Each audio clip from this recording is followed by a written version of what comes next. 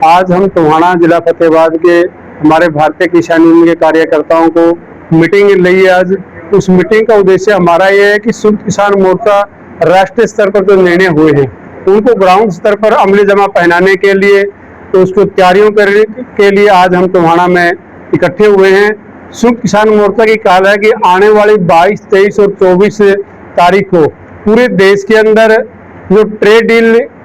का मुद्दा है उसके विरोध में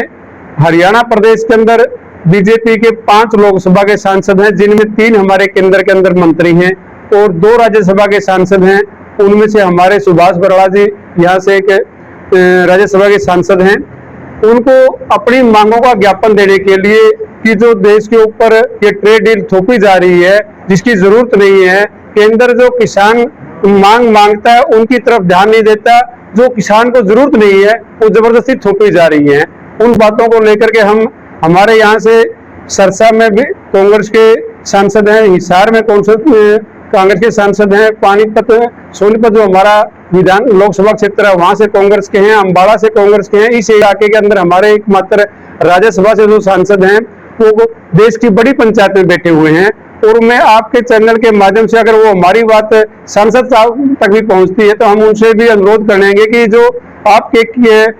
किसान के बेटे हैं और योगदान से जो इस किसान के मेरे वर्ग की आवाज को आप केंद्र में बैठी हुई तीसरी बार की डबल इंजन की सरकार को हमारी बात को बारीकी से समझाने के लिए उनके दीवार पर, उनके निवास पर, उनके मकान पर ज्ञापन देने का जो हमारा प्रोग्राम है कि हजारों की संख्या में हमारे जितने भी संयुक्त किसान मोर्चा के साथी हैं या आम जन जो हैं हमारे, तो पूरा सरसा कंस्टिट्यूएंसी है, सरसा जिला है हमारा, फतेहाबाद जिला है, हिसार का साथी है और जो हमारे नरवाना या किलाट के नजदीक के लगते हुए किसान साथी हैं वो इस दिन 22 तारीख को हमारे ज्ञापन देने का जो प्रोग्राम है वो बराड़ साहब को देंगे। उसके लिए हमारी यहाँ आज मीटिंग हुई है। और इसके साथ साथ हमारी जो केंद्र में हमारे मनोहर लाल पूर्व के मुख्यमंत्री मौजूदा केंद्र में बिजली मंत्री हैं, उनका हमारा 24 तारीख को करनाल के अंदर उनके निवास पर जाकर के ज्ञापन देने का प्रोग्राम है। इसमें सरकार के दोबारा से ये बिजली अधिनियम के निजीकरण का जो कानून बनाने की सरकार की तैयारी है, उसके साथ साथ हम इस ज्ञापन में वो बिजली का जो निजीकरण है, स्मार्ट मीटर योजना सरकार लेकर के आ रही है, उसका पूर्ण रूप से विरोध करते हैं। और केंद्र में बैठे हुए मनोहर लाल के द्वारा 15 अगस्त को ये एक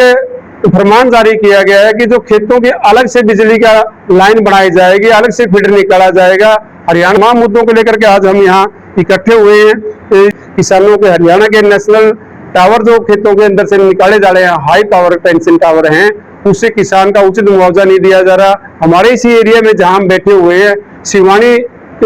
हरियाणा से प्रवेश करेगी, राजस्थान से जो लाइट है वो पंजाब के हमारे लास्ट गाँव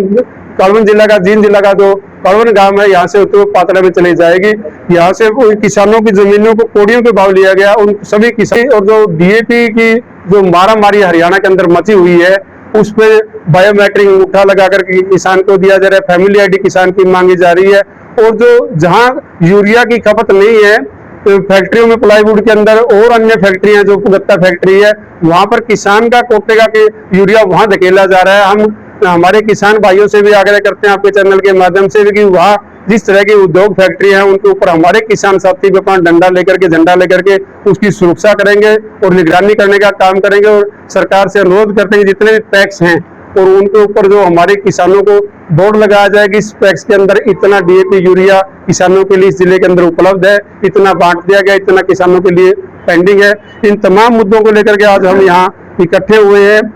बिजली बोर्ड की 4 हमारी यूनियनें हैं, उन 4 यूनियनों के साथ 21 तारीख को हजारों की संख्या में हम नौ में इकट्ठे होंगे और नौ में इकट्ठे होकर के प्रदर्शन करते हुए डीसी को ज्ञापन देंगे कि जो स्मार्ट मीटर योजना है उनको कतई विरोध करेंगे, कहीं लगने नहीं देंगे। और जो हमारे